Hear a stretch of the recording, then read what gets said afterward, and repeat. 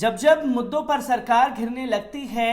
तब मुसलमानों की गिरफ्तारी का सिलसिला शुरू हो जाता है। कभी जबरन धर्मांतरण के नाम पर तो कभी आतंकवाद के नाम पर। यह लगातार सिलसिला जारी है और मेन स्ट्रीम मीडिया जो है खबरों को इस तरीके से प्रसारित करता है कि जैसे मानिए कि उन्होंने बड़ी फतह हासिल कर ली है, और खबरों को इस तरीके से प्रसारित करता है कि इसकी पूरी जड़ जो है जज बन करके इन्होंने ही ऑर्डर सुना दिया। क्योंकि जबरन धर्मांतरण के मामले में पहले जो है यह दिखाया गया कि डॉक्टर उमर गौतम की गिरफ्तारी, फिर उसके बाद मौलाना कलीम सिद्दीकी की गिरफ्तारी, और अब जो है गिरफ्तारी उमर गौतम के बेटे अब्दुल्ला की दिखाई जा रही है। और मेन स्ट्रीम मीडिया का जो मुस्लिम विरोधी चेहरा है वो खुल करके सामने भी आ रहा है, जहां मेन स्ट्रीम मीडिया ये बता रहा है कि मौलाना उमर गौतम का बेटा अब्दुल्ला जो है जब जबरन धर्मांतरण करा दिया जाता था तो वो पैसे जाकर के बांटता था। ना तो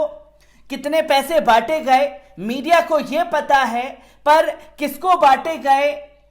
कैसे पैसे दिए गए, इसका कोई सबूत मीडिया के पास नहीं है। पर मीडिया खबरें चला रहा है कि यूपी एटीएस को मिली बड़ी कामयाबी, डॉक्टर उमर गौतम का बेटा अब्दुल्ला जो है पैसे बांटते हुए गिरफ्तार।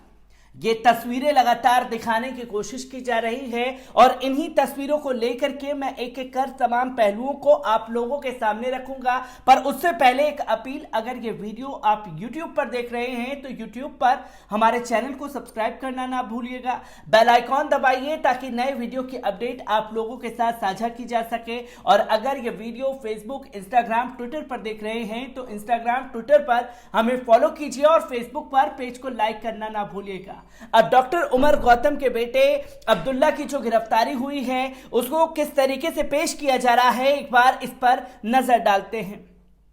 यूपी एटीएस ने अवैध धर्मांतरण के आरोपी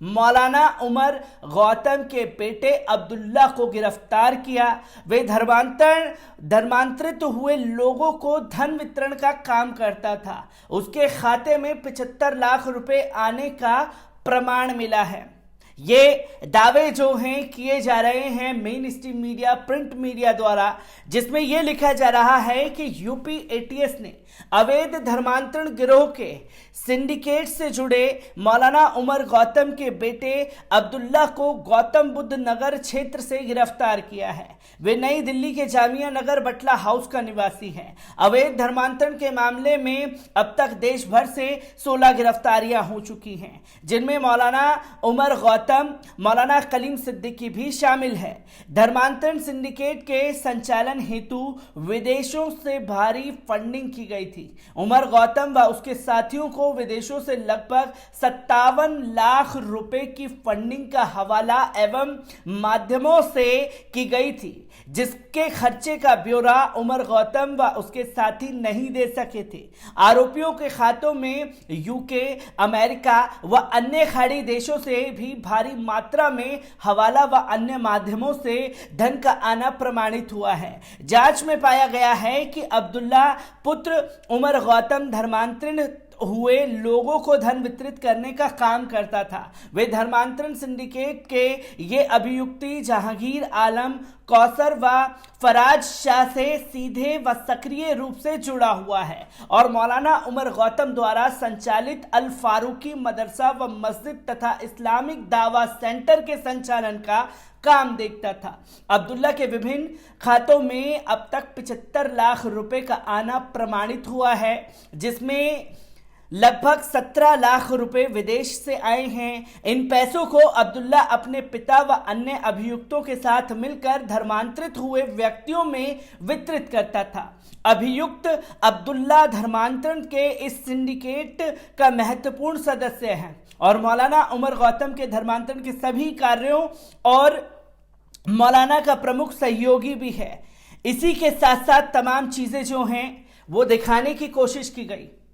अब जो दावा किया जा रहा है कि उमर गौतम का बेटा अब्दुल्ला जो है 75 लाख रुपए बांटता हुआ दिखाई दिया, उसके खाते में 75 लाख रुपए आए हैं और एक तरफ आपको याद होगा जब डॉक्टर उमर गौतम की गिरफ्तारी हुई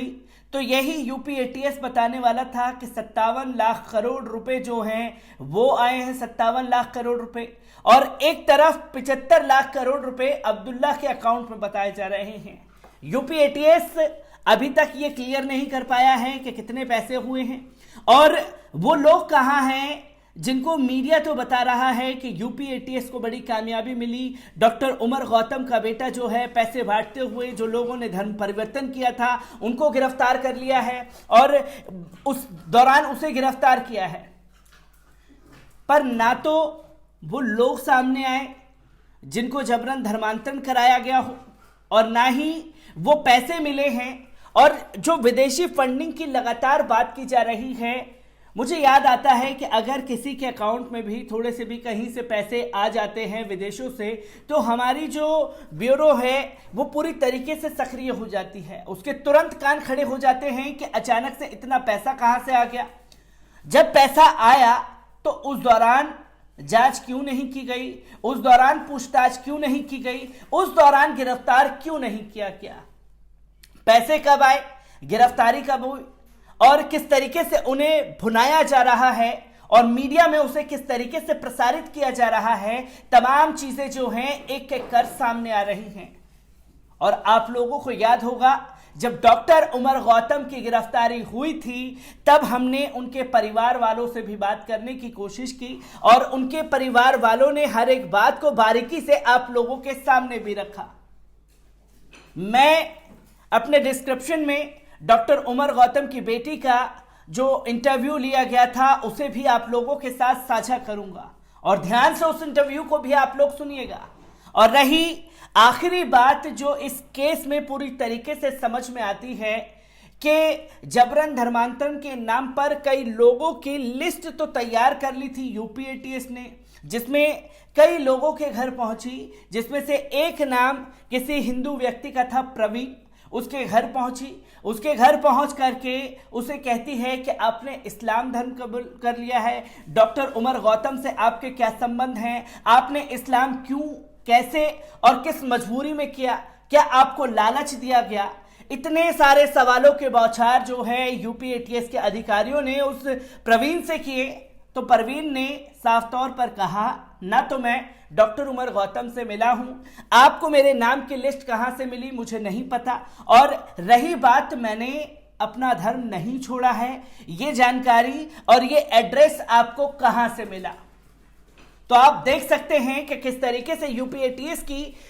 डॉक्टर उमर गौतम के केस में सुनवाई हो रही है, किस तरीके से मौलाना कलीम सिद्दीकी को उठाया गया, क्योंकि सरकार को जो है बखूबी पता है कि मुद्दों को कैसे भटकाना है। पहले डॉक्टर उमर गौतम की गिरफ्तारी पर लगातार 3 से 4 और महीने भर तक मीडिया पैकेजेस चलते रहे और मुस्लिम समुदाय को नीचा दिखाने की कोशिश होती रही और उसके बाद जो है मौलाना कलीम सिद्दीकी साहब की गिरफ्तारी को बढ़ चढ़ करके दिखाया गया और इसके बाद मुद्दे से भटकाने के लिए आर्यन खान की गिरफ्तारी को किस तरीके से मीडिया में प्रसारित किया गया और अब डॉक्टर उमर गौतम के बेटे अब्दुल्ला की गिरफ्तारी को किस तरीके से दिखाया जा रहा है, यह साफ तौर पर देखा और समझा जा सकता है कि संघी मीडिया के निशाने पर सिर्फ मुस्लिम आना चाहिए, जिसके लिए वो राय का पहाड़ भी बनाने को तैयार है और खुद ही जज बन करके अपने फैसले सुनाने को तैयार है। मैं डॉक्टर उमर गौतम के बेटे अब्दुल्ला से जुड़ी हर एक अपडेट यूं ही साझा करता रहूंगा। दीजिए इजाजत, शुक्रिया।